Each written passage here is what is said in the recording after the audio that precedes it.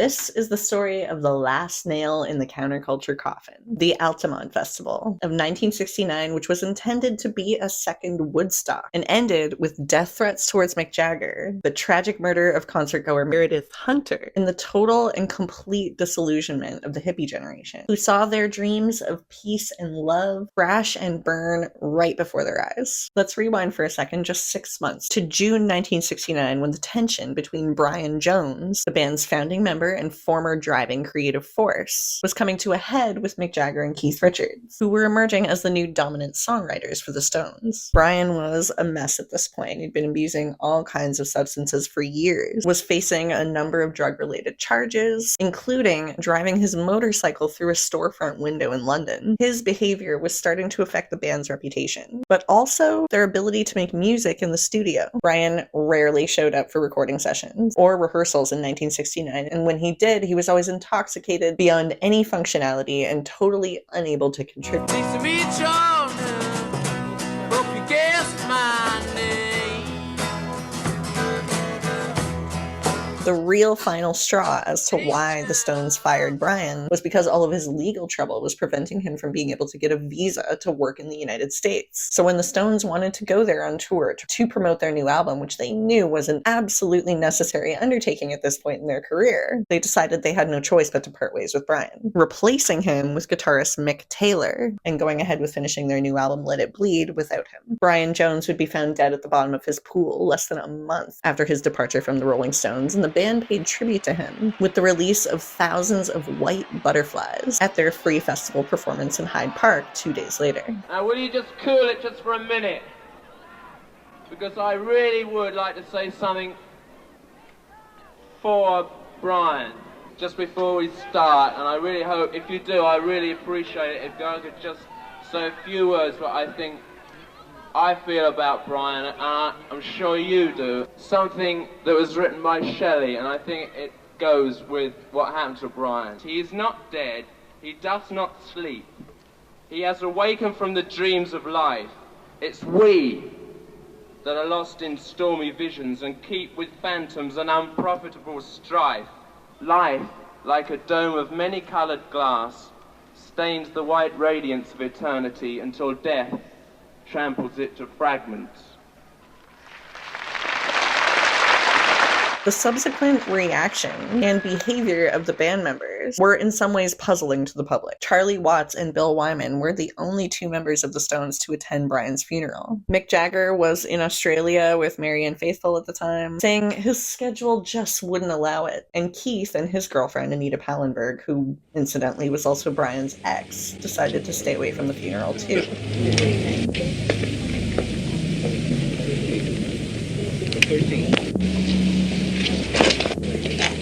Keith Richards was known for his entire existence for having very unconventional responses to grief and death, but that's for another video. Anyways, very shortly after the death of Brian and the Hyde Park show, the Stones were invited to play another giant festival in the United States that they were calling Woodstock. But knee-deep in finishing their album, dealing with the fallout of the death of Brian, breaking in a new guitar player, and everything else, they declined the invitation and watched on the news like everybody else. The unintentionally highest attended free outdoor music festival in American history. Hundreds of thousands of kids invaded a rural resort area, totally unprepared to accommodate them, among adults who resent and reject their youthful style of life.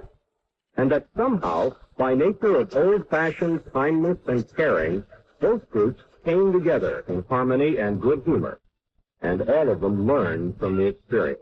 Mick Jagger was one of many who had a lot of complicated feelings about his absence from such an iconic event in rock history, missing out on essentially what had become the party of the century. His ego also took a little bit of a hit, realizing at this point that he'd lost the eyes of the world, which were currently fixed on the artists who would come to represent the vibe of Woodstock: Jimi Hendrix, Jefferson Airplane, The Who, Janis Joplin. So he had an idea. As the cap-off of the Rolling Stones' 1969 American tour, they would host a free concert Concert, which would rival Woodstock and would feature a few of the acts who'd had a lot of success there. They'd collaborated with the management of the Grateful Dead and Jefferson Airplane in organizing the event. And they even had other artists on the bill like Crosby, Stills, Nash Young, the Flying Burrito Brothers, and Santana, with the Rolling Stones, of course, being set to be the closers. They originally wanted to have the show in San Francisco at Golden Gate Park, but they couldn't get the permits, and therefore decided instead to have it at the Altamont Speedway in nearby Tracy, California. This was a sports racing track with kind of a big open space. But right from the jump, they had huge problems. They had nowhere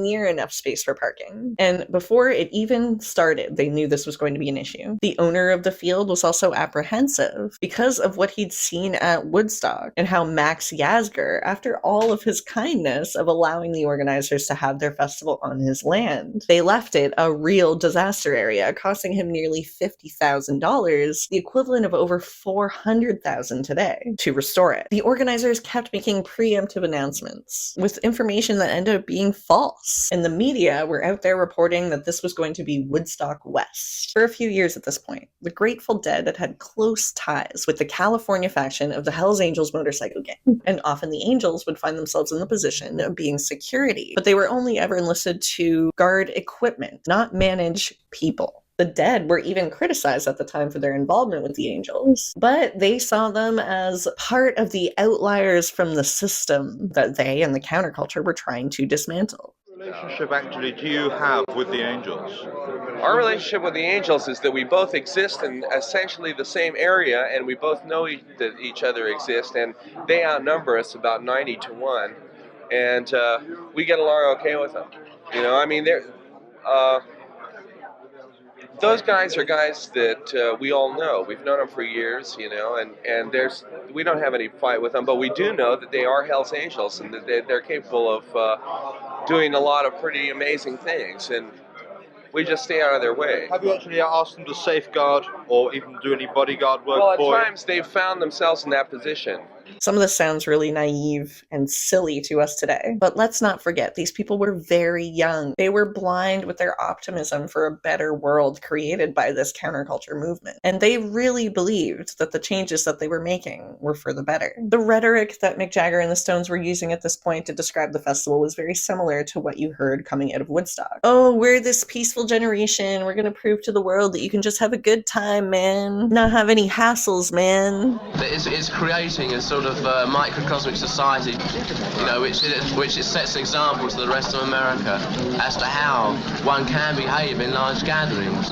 So they didn't want to have a traditional security team at Altamont. Instead, they went with the suggestion of the Grateful Dead's management team to have the Hells Angels provide the security for the event. This, of course, would be a catastrophic decision. As the festival got underway, it's estimated that about 300,000 hippies showed up, but even as they piled onto the field, there was something off about the vibe. Woodstock had been just a couple of months earlier, but a lot had happened in this time. And while Woodstock felt like paradise to some, Altamont felt like lawless hedonism. There were just as many substances floating around Altamont as there were at Woodstock. LSD? But there were far fewer systems in place for dealing with them. Woodstock had designated freakout tents for people who had dropped acid for the first time and needed a minute to cool down in a safe, comfortable place. Altamont was just a mess of drugged out kids trying to get as intoxicated as they possibly could and act a damn fool. Here's what happened. To start out, the chaos of the last-minute venue change caused the event to start hours later than it was scheduled. This, of course, resulted in an increasingly restless crowd, who were beginning to clash with the increasingly intoxicated Hells Angels, who, by the way, were paid for their work at this event in beer. The first band on the stage was Carlos Santana, which was fine. They played a few songs, but they had to end their set early after one of their songs was interrupted by a Hells Angel running across the stage. Next up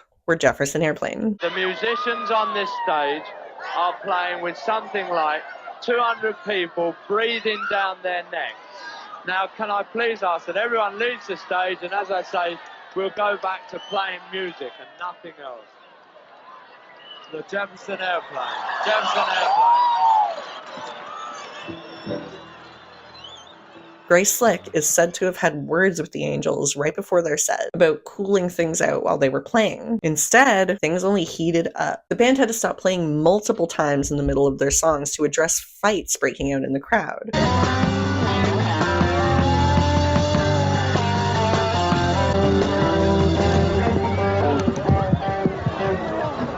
Marty Balin actually hopped down into the audience himself to break up a fight, resulting in him getting punched in the face and knocked out cold by an angel. The band tried to continue for a while, but it was pretty clear at this point that the atmosphere had deteriorated beyond any point of recovery. And I'd like to mention that the Hells Angels just smashed Marty Balin in the face and knocked him out for a bit. I'd like to thank you for that.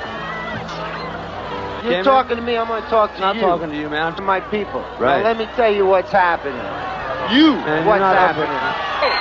No! And, you know, it's really stupid. Hey, man, you guys do not have to stay on the stage, man. They're not going to hassle us, really. It's No really not worth hassles it. with anybody in particular. You gotta keep your bodies off each other unless you intend love. Now the Rolling Stones were arriving by helicopter, and just as Mick Jagger stepped down onto the ground at the Altamont Speedway, an angry person ran up and punched him in the jaw, yelling, "I hate you." They hit Mick. Somebody hit him. I hate you.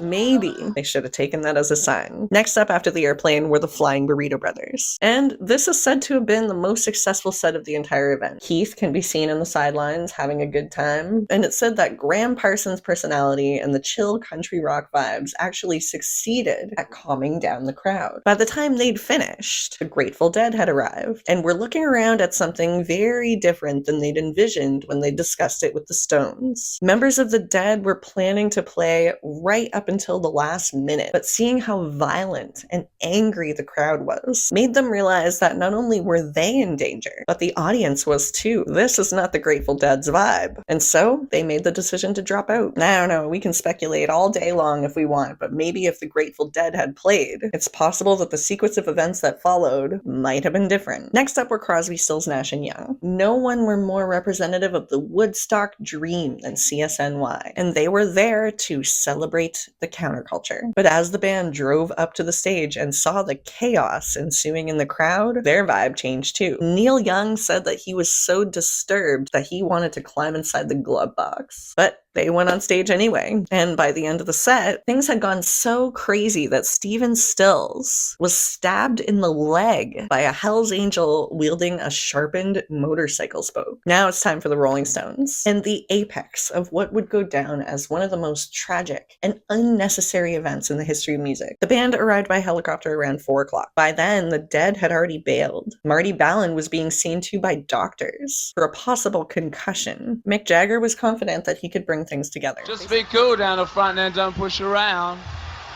Just keep still, keep together. They started with Sympathy for the Devil, and what could be the greatest example of pathetic fallacy of all time, unable to even get through a song without having to stop and quell another fight in the crowd. People, who's fighting what for?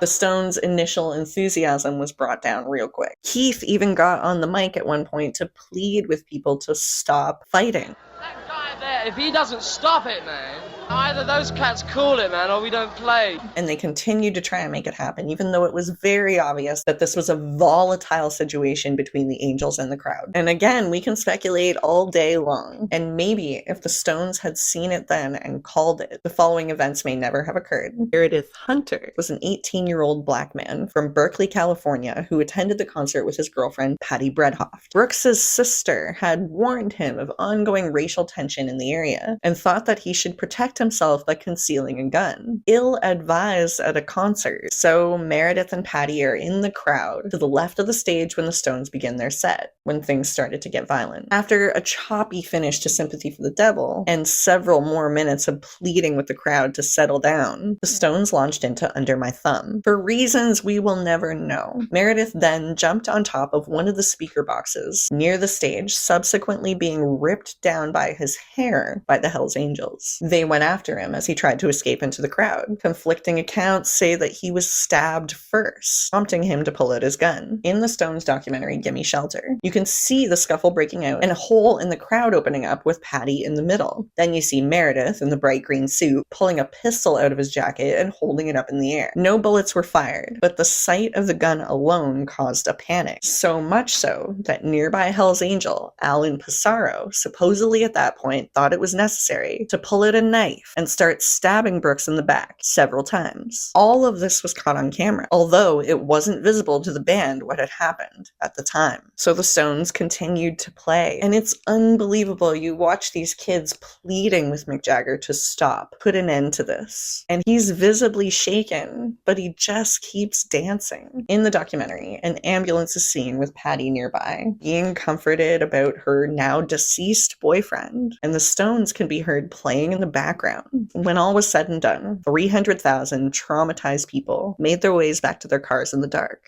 The 60s were officially over, and all of the idealism and the hedonism and the dreams of a better, more free future went with it.